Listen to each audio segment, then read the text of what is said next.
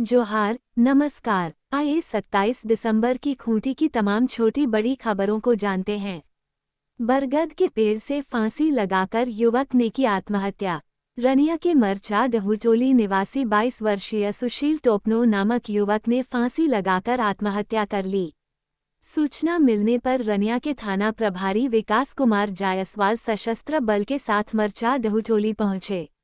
शव को कब्जे में लिया गया, जिसके बाद पोस्टमार्टम कराकर परिजनों को सौंप दिया गया। युवक ने फांसी क्यों लगाई, इसकी पड़ताल पुलिस कर रही है। इस संबंध में बताया गया कि सुशील टोपनो मानसिक रूप से अस्वस्थ था। वो क्रिसमस की रात 25 अपने घर से निकला था, जिसके बाद वापस नहीं लौटा। इधर 2 दिनों बाद शुक्रवार को पता चला कि सुशील टोपनो का शव गांव के सीमांत क्षेत्र में ही एक बरगद के पेड़ से लटक रहा है। नीति आयोग के प्रदर्शन सूचकांक में खूंटी का कर्रा प्रखंड अव्वल, मिला 1.5 करोड़ रुपये का नकद पुरस्कार। नीति आयोग द्वारा आयोजित केंद्र स्तरीय समीक्षा बैठक में खूंटी जिले के कर्रा प्रखंड को शानदार प्रदर्शन करने साथ ही समूचे 6 प्रक्षेत्रों में प्रथम स्थान हासिल करने हेतु 1.5 करोड़ रुपये की राशि पुरस्कार स्वरूप दिया गया। आकांक्षी प्रखंड कार्यक्रम अंतर्गत नीति आयोग शिक्षा, स्वास्थ्य एवं पोषण, बुनियादी ढांचा, कृषि एवं सामाजिक विकास जैसे 6 प्रमुख प्रक्षेत्रों में प्रगति की निगरानी करता है।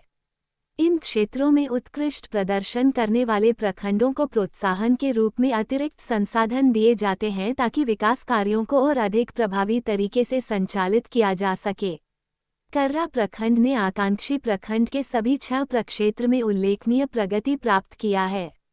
उपायुक्त लोकेश मिश्रा ने कर्रा प्रखंड की इस उपलब्धि पर प्रसन्नता व्यक्त करते हुए कहा, ये हमारे जिले के लिए गर्व का क्षण है।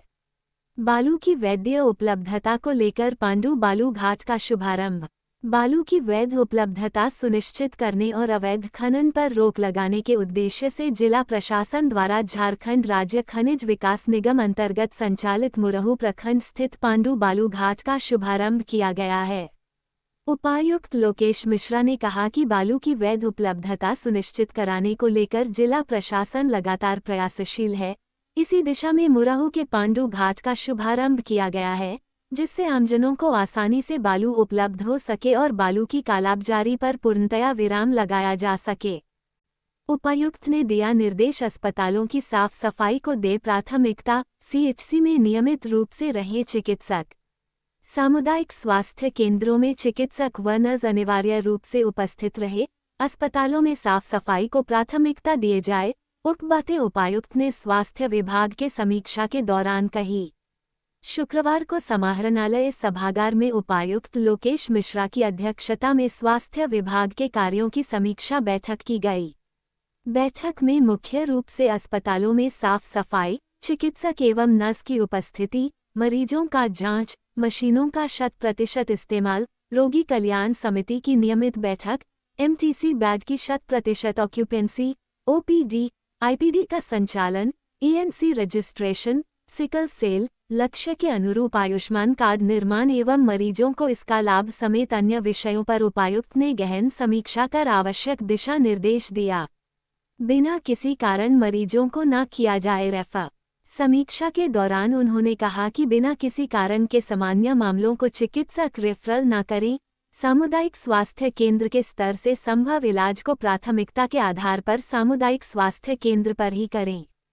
पीडीएस व सीसी स्टोर के लाइसेंस रद्द। उपायुक्त लोकेश मिश्रा के निर्देश पर एसडीएम दीपेश कुमारी द्वारा जन वितरण प्रणाली दुकान व सीसी स्टोर का औचक निरीक्षण किया गया। निरीक्षण के क्रम में जन वितरण प्रणाली दुकान संचालन में गंभीर अनियमितताओं की पुष्टि हुई, जिसके बाद उनकी अनुज्ञप्तियां रद्द कर दी गई। अनियमितताओं में मुख्य रूप से दुकान का संचालन अनाधिकृत व्यक्तियों द्वारा करने, कार्डधारियों को निर्धारित मात्रा से कम खाद्यान्न उपलब्ध कराने, चना दाल वितरण योजना के तहत गोदाम से उठाव के बावजूद वितरण नहीं करने, डीलर कमीशन की राशि व्यक्तिगत खाते में स्थानांतरित करने, समय पर दुकान नहीं खोलने और सभी कार्डधारियों को खाद्यान्न का वितरण नहीं करने, भंडार व वितरण पंजी अद्यतन नहीं करने, वितरण पर्ची सभी कार्डधारियों को उपलब्ध नहीं करने जैसी बातें सामने आई। सड़क सुरक्षा की बैठक। सड़क जाम और अतिक्रमण समस्या को लेकर चलाएं अभियान। स्थानीय समाहरणालय सभागार में शुक्रवार को उपायुक्त लोकेश मिश्रा की अध्यक्षता में सड़क सुरक्षा से संबंधित बैठक आयोजित की गई। उपायुक्त ने संबंधित विभागों को निर्देश दिया कि दुर्घटना संभावित क्षेत्रों की पहचान कर वहां रंबल स्ट्रिप एवं साइनेज बोर्ड लगाना सुनिश्चित किया जाए। साथ ही शहरी क्षेत्रों में सड़क जाम एवं अतिक्रमण की समस्याओं के समाधान के लिए विशेष अभियान चलाने का निर्देश दिया गया। उपायुक्त ने ये भी कहा कि सड़क पर यातायात नियमों का पालन कराने के लिए नियमित वाहन जांच अभियान चलाया जाए। हिट एंड रन जैसी घटनाओं पर रोकथाम के लिए त्वरित कार्रवाई सुनिश्चित की जाए। साथ ही पीड़ित परिवारों को निर्धारित समय पर मुआवजा भुगतान की जाए। सभी संबंधित विभागों को निर्देश दिया गया कि सड़क सुरक्षा से संबंधित योजनाओं को प्राथमिकता के साथ लागू किया जाए ताकि दुर्घटनाओं में कमी लाई जा सके। शुक्रवार को नष्ट किए गए 39.5 एकड़ में लगे अफीम। शुक्रवार को अफीम के खिलाफ चलाए गए अभियान के क्रम में खूंटी सदर थाना क्षेत्र अंतर्गत अरगोड़ी में 3 एकड़, मारंगाहादा थाना क्षेत्र के नावाडीह में 8 एकड़, अड़की के गुड़बेड़ा में 5 एकड़, मुरहू के तोनेर में 8.5 एकड़ व सोयको के माइलबुरु में 15 एकड़ में लगे अफीम की फसलों को नष्ट कर दिया गया। देर शाम उपायुक्त पहुंचे वृद्धाश्रम। ठंड के बीच वृद्धाओं को ओढ़ाया कंबल।